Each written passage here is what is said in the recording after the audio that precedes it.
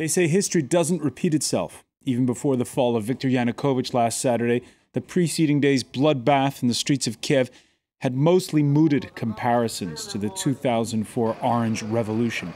Now comes the prospect of another repeat, that of Russia's war with Georgia, what with armed Russophones taking over Crimea's parliament, calling for independence from Ukraine, and Moscow announcing surprise military maneuvers across the border. Now also reportedly harboring the ousted Yanukovych at a Kremlin sanatorium just outside of Moscow. How far, though, will this escalation go? And is the Kremlin right to feel ethnic Russians are threatened by the new team taking shape in Kiev? What'll Washington and Europe do if Moscow ups the ante, or if the scramble to fill the power vacuum in Ukraine turns to chaos? Today in the France 24 debate, we're looking at a nation that's torn between East and West. And with us from the Crimean capital of Simferopol, France 24's Douglas Herbert, who is following the tense standoff there. Also joining us, he's a former national security advisor to Helmut Kohl and ambassador to NATO, Joachim BITTERLICH. Thank you for being with us. Also with us, Euro-Maidan activist Anna GARMASH. Thank you for joining us. He's Georgia's ex-vice minister for European affairs. Thornike GORDAZE is now with the French Political Science Institute, Sciences Po. Welcome back to the show, sir. And from Moscow, Dmitry SUSLOV of the Moscow-based Council on Foreign and Defense Policy. Thank you for joining us again. The France 24 debate, where you can join the conversation on Facebook and on Twitter, our hashtag F24debate. Let's go straight to the Crimean province there in the capital, and Douglas Herbert. Doug, what is the latest at this point? Well, I'll tell you one thing, Francois. If you're not an ethnic Russian or you're not a Russian speaker, it's a pretty intimidating mood tonight. You don't want to be walking too much around the streets, at least of the center of Simferopol. Essentially, right now, Russophones, Russian speakers, dominate. They are in control of the center of the city. In control in the sense of you do not see any Ukrainians on the streets. I have not seen any Tatars on the streets. We saw thousands of them yesterday during those skirmishes in front of the parliament. They have been practically invisible from the center of the city. What we've had in their places throughout the day, large contingents of Russian speakers arriving from various parts of this province of Crimea, notably from the town of Sebastopol, the port town where the Russian fleet is based. They've been coming by buses, they've been coming in, they've been coming with flags, and they've all been converging, descending on the central square in front of the Crimean parliament, a parliament which, let's remind our viewers, has been occupied by armed men. Now, we don't know exactly their identity, but we've said there are several dozen of them, perhaps 50 or more. They're said to be armed. They're said to be well-trained. They've been in there since the very early pre-dawn hours of today. They're still there, and now they have Russians, fellow Russians, if they are in fact Russian, because a lot of people think that it is Russian speakers inside that parliament building, surrounding this parliament, chanting Russia, Russia. We've heard also Berkut, those chants today. Berkut is obviously a reference to the riot police, the Ukrainian riot police, which was dissolved by the new powers in Kiev earlier this week.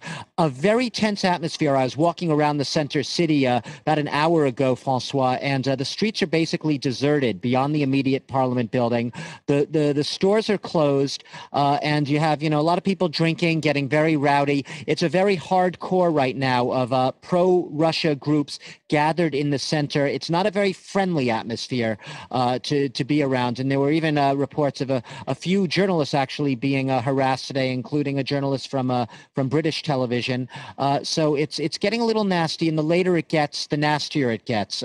So very tense here tonight in Simferopol. Things are not over, not by a long shot. There was an announcement made earlier, or a statement made earlier, that perhaps there would be the interim president of Ukraine who would come down to where you are to try to soothe tensions. How far do you think he would get, considering what you've just told me about the atmosphere there?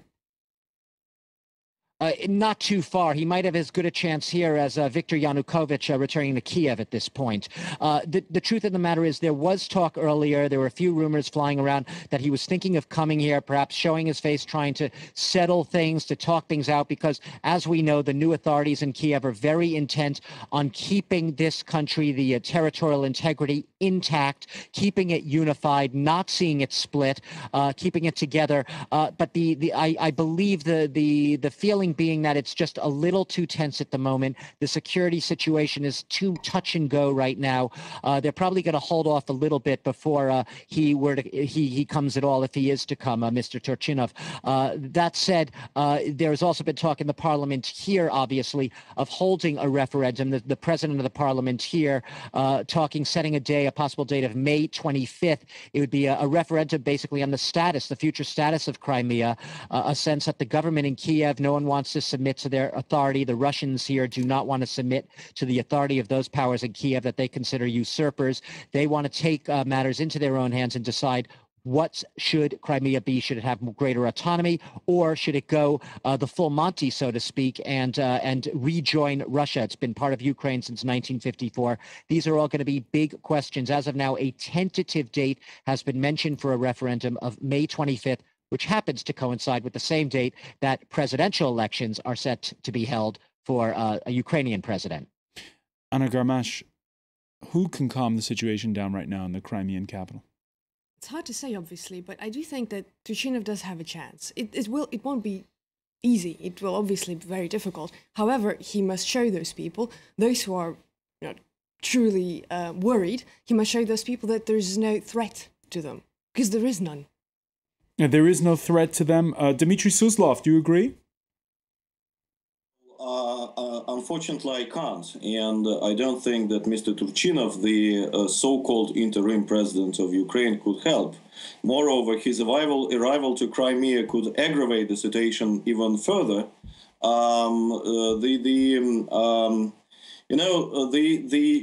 The only chance for pacification and for calming down, I think now, for the sides would be to return actually to February 21st, to come back to the agreement that was signed in Kiev between Yanukovych and the opposition, with the ministers of foreign affairs of EU member states acting as intermediaries, and at least to form a new interim government which will represent the opinions of Crimea and other regions of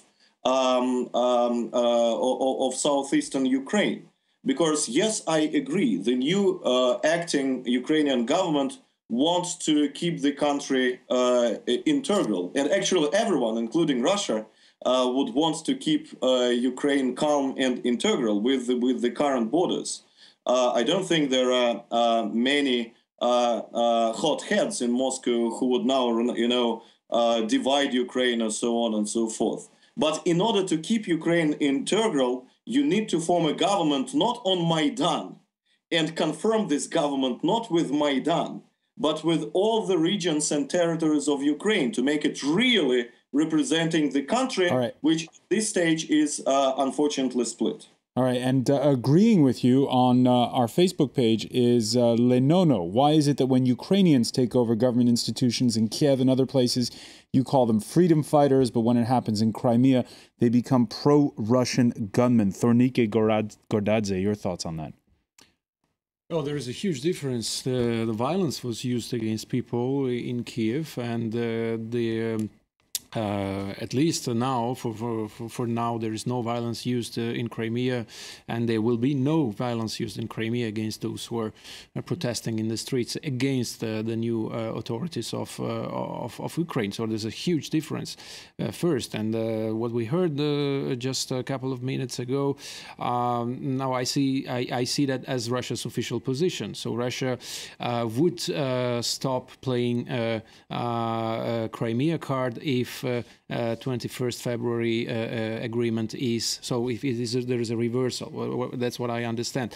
And now we see that Russia has the influence, has the possibility to calm down these protests that are going on in Ukraine, in Crimea. But what we see now is that Russian parliamentarians, politicians going there, and instead of calming down, they're fooling these protests and promising support in case of disobedience to the inhabitants of this province. Add into this mix Wednesday's announcement of those surprise Russian military maneuvers right across the border from Ukraine, prompting the U.S. Defense Secretary at a NATO meeting this Thursday to urge against any steps that could be, quote, misinterpreted or lead to miscalculation during a delicate time. This after some tough talk out of Moscow. We've called on troops from the Western Military District. Detachments and military units have been deployed there. Joachim, BITTERLICH, when you compare to the situation after the fall of the Berlin Wall, would you say it's more volatile today with what's going on? You can't compare the two situations. I've been in Ukraine in the 90s. At that time, Chancellor Kohl tried to assist the Ukraine to build up a minimum, let's call it, of state governance. It was not a bad time. It was a difficult time. But today, in my eyes, the situation has become much more fragile than at that time. And the first aim of any, let's say, politician of any side has to be to calm down the situation.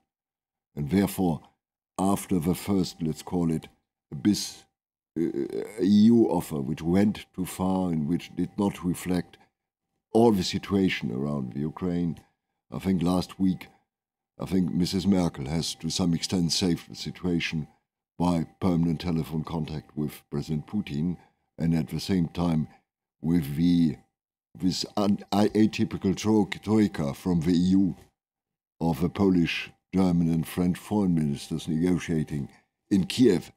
And I think the overall aim has been calming down, tranquilizing the situation, coming back to, let's say, a more stable situation within the Ukraine, and going then step by step. Let me get your reaction to what one of our viewers is saying. I think the European support to the opposition in Ukraine has increased the risk of a new Cold War.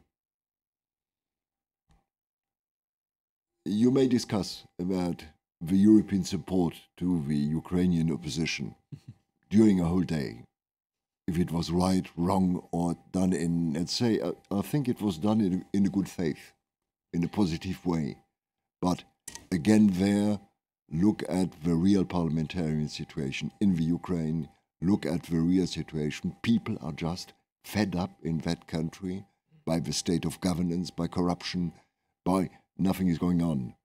And therefore, you have seen what I call the revolution at the Maidan place. The first task of any politician in this situation is now to be, let's say, to calm down the situation, stabilize it, and come back, let's say, to a minimum of normal. Let's go to the Crimean capital. Douglas Herbert, you've been telling us since the outset that it's a bit simplistic to reduce it into the Russian speakers who are pro-Yanukovych and Ukrainian speakers who are anti-Yanukovych. It's much more subtle than that, and this corruption issue is a big one. You're spot on there, Francois. Stop being simplistic. It's interesting. At yesterday's rally, on the other side, there were two sides. Everyone said pro-Russia on one side and pro-Ukraine on the other side. Very reductionist. And I saw some signs, Russian speakers holding signs. It said, "Я русский, я хочу жить в Украине." I am Russian and I want to live in the Ukraine. Now, listen, it's a small minority of Russian speakers here who feel very much in solidarity with the Ukrainians. They were standing on the side with the Crimean Tatars, who are also an ethnic minority here in this republic.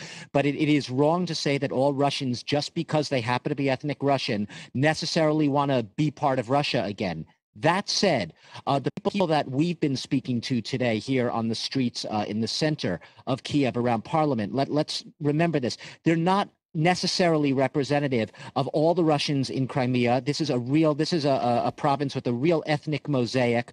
You tend to have the more militant, hardcore supporters who are the types of people who are showing up and in some cases being bussed in to mount these demonstrations in front of Parliament, and which is why they do tend to be more on the same page when it comes to, you ask them, what do they want for Crimea? Well, they'll all say they don't want war. They want to live in peace. But then they'll say in the next breath, but then again, we also want to be in Russia. We want to be part of Russia. There's a real sense here among many of the people, not all, but many, that they feel like when Nikita Khrushchev gave Crimea as a gift to Ukraine back when it was part of the Soviet Socialist Republics, that was a real historical injustice. And they feel like by historical rights, they feel Crimea is part of Russia, should be part of Russia. We spoke to one man today who said, listen, we think in Russian. We speak to each other in Russian. We want to have our rights. We don't want to be second-class citizens. And that's their worst fear. They fear that these new authorities in Kiev do not have their best interests at heart,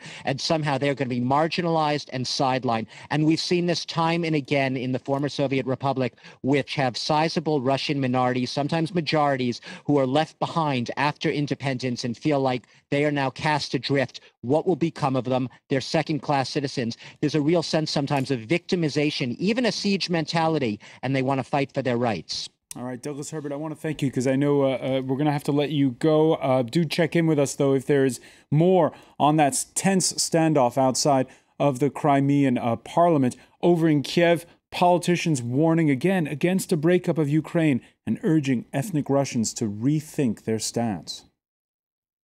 Dear residents of Crimea and Sevastopol, do not let yourselves be used in schemes and plans of political adventurers.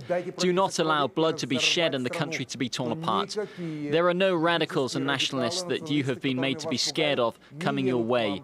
There are no plans to interfere with the life and customs of the peninsula. Very briefly, before we go to the break, Dmitry SUSLOV, your reaction. Well, first of all, let me slightly disagree with my Georgian counterpart who said that now it is that Russia can calm the situation down in Crimea if it could. I don't think so. Actually, the only thing that could calm the situation down in Crimea is first responsibility on the part of historic responsibility, I would say, on the part of the new Ukrainian government, the new Ukrainian authorities, and historic responsibilities on the part of the European Union, United States, and Moscow. Because the message that could only pacify the situation is that the new people will really not be excluded, that they will really not be marginalized, that they will continue to be allowed to use the Russian language as an official language in Crimea and in the other Russian-speaking regions of Ukraine, and so on and so forth. Moreover, if Russia now says we are not going to protect the Russian speakers in Crimea, I think then the real explosion of the situation will come, because the people there will understand that no one could protect them but only them, but only they themselves. So Moscow, and you're saying, is a calming influence in this situation. We're going to have to take a quick break and get the reaction of our panel. Stay with us. You're watching the France 24 debate.